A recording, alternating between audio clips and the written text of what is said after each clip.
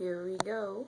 This is the second video. I said I would do 3 for the 29. One about the plants, one about the critters, and one just generally what kind of setup I use. This is the one about the critters.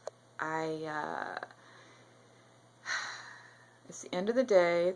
Their light should actually have turned off. I turned it on manual. I did the water changes today instead of tomorrow, so I did them early, and I had to replant the bacopa over there. And in doing so, you know, you have to kick up the fluorite to do that, and fluorite always clouds the water when I stir it a little bit. So the water isn't perfectly clear, but it should do for what we're doing today.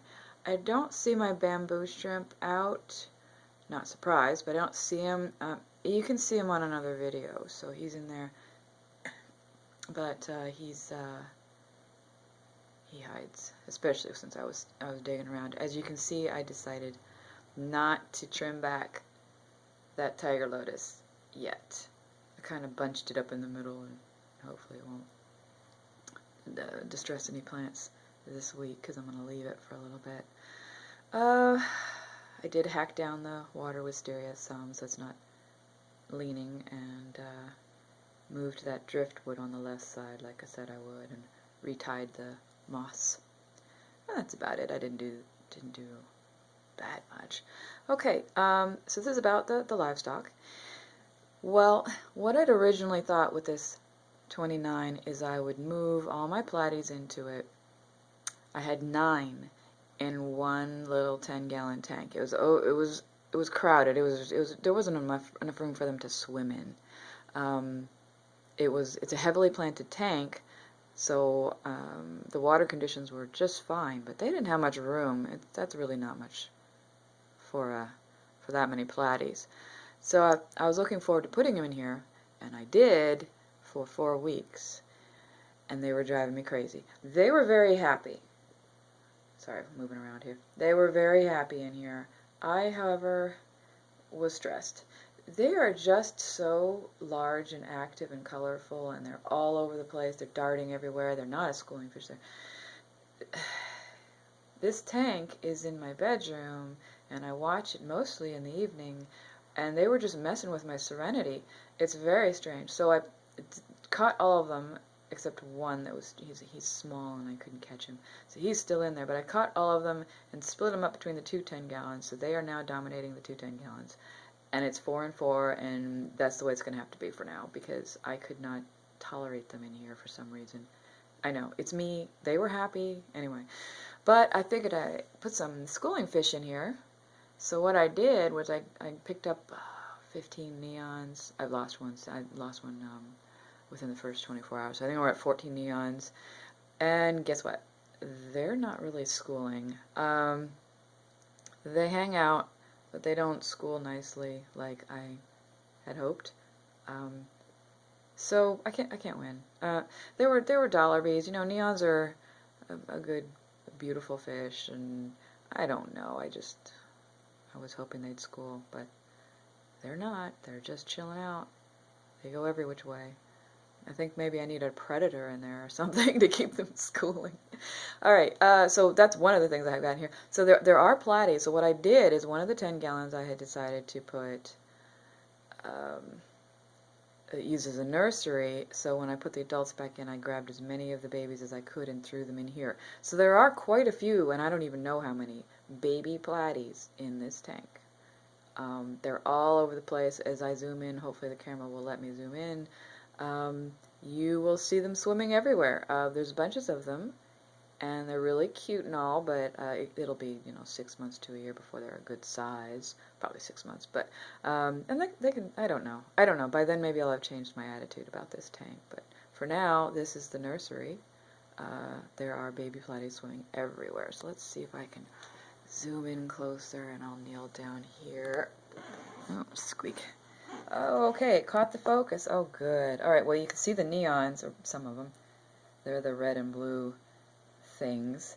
They're actually blackwater fish. I mean, they're used to, in the wild, these are not wild caught, but in the wild, they would be swimming in very murky water, and if the sunlight, if they ever came up high enough to the surface where the sun would hit them, then you would suddenly see all those beautiful colors. So they're very attractive fish. It's nighttime too, so they do actually darken in the evening, believe it or not. Oh, okay. Stuck to the glass is my favorite. There's one, and there's another one, and there's one on the leaf there. Those are auto catfish, auto-sinkless catfish. Let's see, there he is. Auto-sinkless catfish. Now they only get about 2 inches long. Let's see if it'll focus for me. There he is. Unique, cute. Alright, so they only get about 2 inches long. I like them, and I always have, because they, oh, there's the other one. Look at that. They like to school, so they do, well, kind of. They hang out together. And really, it's kind of cruel to keep more than, if you keep just one in a tank, they get lonely. They do.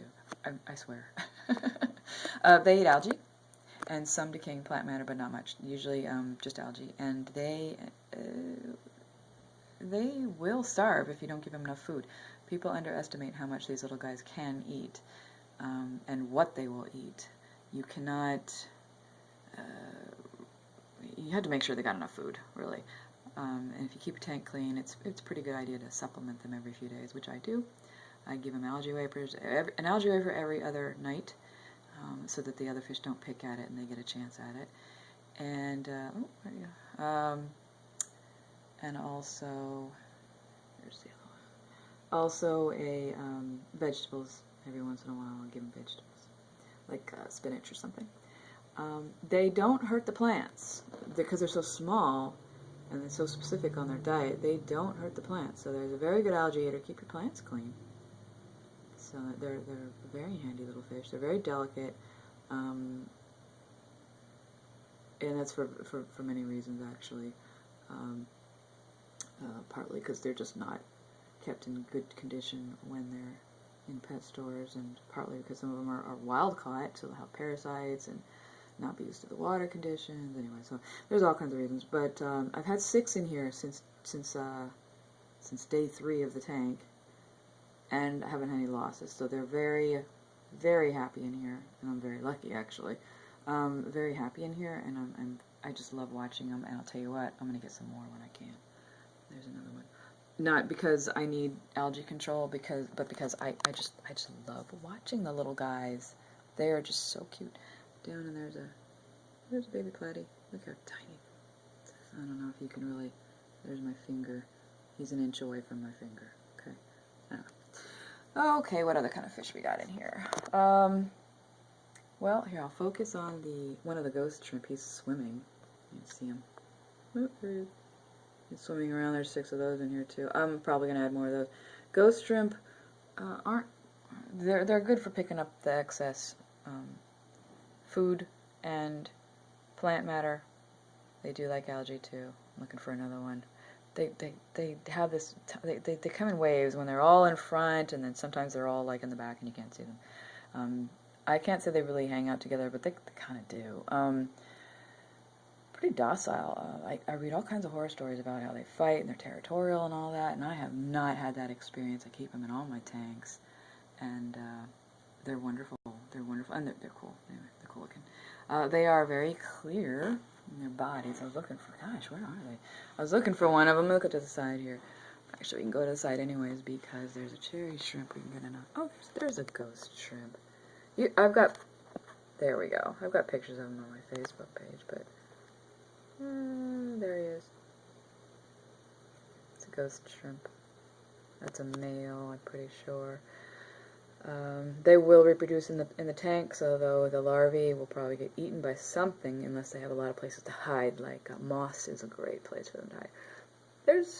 They stand a pretty good chance in this tank. I have had them accidentally breed in one of my 10 gallons that had a lot of Java moss, and they're kind of cool. I don't know what else to tell you about those guys. They're all over the place. They swim. They will pick food off the surface of the water. They'll go everywhere. They're everywhere. And if there's no predators, they're not really scared of anything either. Okay, let's go up here. Ooh, bright light, sorry. There's one of them. Ooh, there he goes. Oh, that's not a good shot. Let me look around. Oh, I see one. Okay. Let's see if I can zoom in. Zoom in a little more. Oh, jeez. Hello. That's part of a cherry shrimp. I do have a little bitty video of one of them. There he is. There aren't many in here. I have them in another tank in higher numbers. So like 4 of them in here or something. They're algae eaters and dead plant material they'll eat. And they're very small. Not even an inch long. They're very small. And they're an unusual shrimp because... Oh, there's another one. They're I don't know the platies. They're an unusual shrimp in that they do not have a larval stage. Oops, there we go. They're live bearers, which is good for reproduction. I can't say they're the hardiest things though. In the other tank I did have some losses when I first brought them in, even though I took my time. It took an hour to acclimate them, and I still had some losses.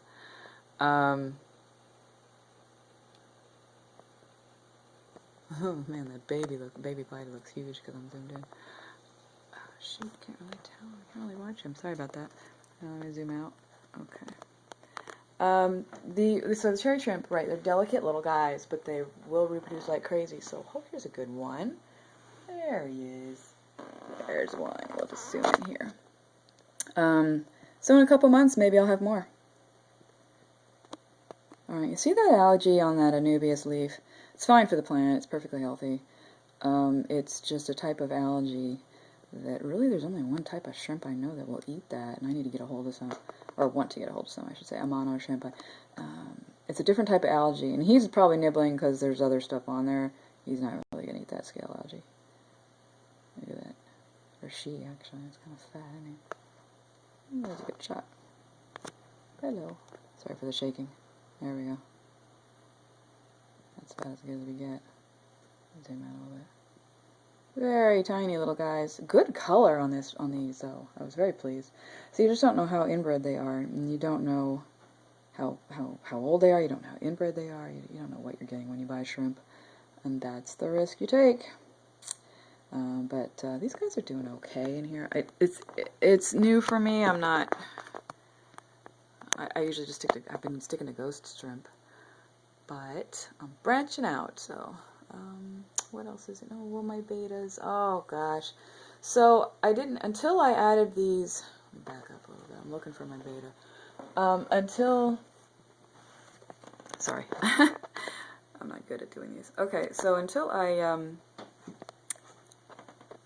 added the neons, which were just this week. They're very new. Very new. This tank's been running for just 6 weeks, and I got neons in here just now. I had 0 losses, deaths, I mean. No shrimp losses, no fish losses, no nothing. And as soon as I added those neons in, well, a couple days later, I had a ghost shrimp die, and I had my 1 of 2 female betas kick it. She was fine in the morning. She was dead in the afternoon. It was very upsetting. I had no symptoms. I had no idea what was going on, and she's just gone. I had her 11 months. Oh, there you go. You can see the beta over there. Hiding in the leaves. Oh, come on out. She's a pretty. Oh, there she is.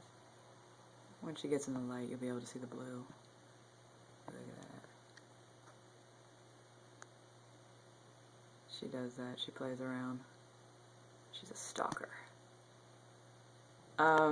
Yeah, 11 months I have had these females together. When I had them in the 10-gallon crypt tank together, and they were fine for, like I said, 11 months just about. And as soon as I thinned out the crypt and to put in this tank, they started flaring at each other, and they didn't ever do that before. So I moved them into this tank, and they're fine. They got along. They just didn't like their environment, I guess. So, and they were getting along fine for almost 6 weeks, and this week she died. So it's upsetting. I don't know. Anyway, it's upsetting because they have such personality. The betas do. They're kind of like Labradors for fish. They're not, well, that's not fair to Labradors, but they're not that bright, and they're greedy little pigs. They'll eat until they get sick, and they're friendly, and they're just all over the place. And they're curious. I can stick my hand in there right now. She'll probably come up to it. I just washed them though, so I don't want to do that because I'll get soap in the water, and that would damage some things. But yeah, she's really friendly. They both were. The other one was a white one. She's so pretty. I got them when they were juveniles. Really, they were very young. Yeah, so hopefully that was just a fluke. I have no idea, because you don't know when you buy betas from pet stores. You do not have any idea. Again, inbreeding and health of the animal is suspect when that happens. So let's go back in here. I'm not saying, I just don't know. The water conditions in this tank, well, I'll talk about that in another video, are very stable. There's a ghost shrimp. Hello, my minion. It's probably the same dude. They get around. I was hoping the bamboo shrimp would make an appearance, but he hides in his cave. That's his cave. Oh, there's a female. It's a female ghost shrimp, and she has larvae. Yeah. The eggs are green, and they start turning. Oops, that's too close. Oops, too close. The eggs are green, and they start turning brown as they develop. That's a female. And yeah, so the bamboo shrimps, I got 2 females at least that have eggs right now. These guys are just so much fun to watch. I really enjoy the shrimp. They've been a lot of fun. So hopefully they will continue to do well in this tank. I did have a shrimp loss, like the ghost shrimp. Oh, there's another one. They're all coming out now. There he is. He's staring right at us. The ghost shrimp, I had one loss, and it was kind of upsetting, because I said the same, just a couple days after the neons were introduced. But he had turned completely white, which is either right before they shed they do that, but also if they have a disease or mineral, there's too many minerals or metals in the water, and I'm like, oh no, I cannot be having that happen. So I've got to keep a close eye on the shrimp, because they don't handle copper well. That's why you never medicate when you've got invertebrates. Speaking of, I don't think I have any snails in here, or if I do, they haven't shown their faces. I expect I must have, because I pulled these plants from other tanks that have snails. But, oh, there she is. Isn't that pretty? She's so pretty. She's fat. She's pretty. There she goes. She's a good size. And, well, you would probably mistake her for a male, just because of the beautiful length of her fins and the color. She's very deep blue. She's good color. Okay, well, I think we've covered all the critters in here, other than the bamboo shrimp who's not showing his face. Sorry. I'm looking at his home just in case he might show. He has taken to, finally, I did move that driftwood, but he's taken to, earlier he was up in the wisteria, which is where I want him actually, because those are strong plants and they can support his weight, and it'll bring him up to the surface where he can get some munchies if he wants. I don't want him messing with the mystery plant there, because it's too thin. He keeps pulling it out. So yeah, that's my critters. And well, do another video later.